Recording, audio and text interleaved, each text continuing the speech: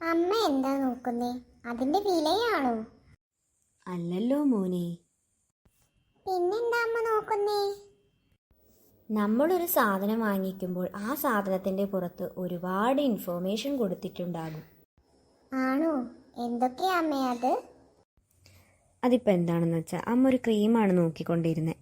അപ്പോൾ ആ ക്രീമിൻ്റെ ക്വാണ്ടിറ്റി എത്രയുണ്ട്, അതേപോലെ ഇത് മാനുഫാക്ചർ ചെയ്ത കമ്പനി ഏതാണ്, ആ കമ്പനീനെ കുറിച്ചുള്ള വിവരങ്ങൾ, പിന്നെ ഈ പ്രൊഡക്റ്റ് ഉണ്ടാക്കാനായിട്ട് ഉപയോഗിച്ചിട്ടുള്ള ഇൻഗ്രീഡിയൻസ് ഏതൊക്കെയാണ്, ഈ പ്രൊഡക്റ്റ് എങ്ങനെ ഉപയോഗിക്കണം, പിന്നെ മാനുഫാക്ചറിങ് ഡേറ്റ്, എക്സ്പയറി ഡേറ്റ്, അങ്ങനെ ഒട്ടനവധി ഇൻഫോർമേഷൻ ഇതിൽ കൊടുത്തിട്ടുണ്ട്. അത് കൊള്ളാലോ അമ്മേ.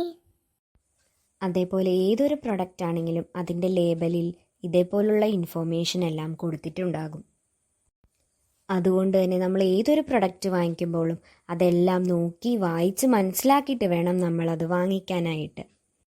ഓക്കെ അമ്മേ, മനസ്സിലായി എനിക്ക്.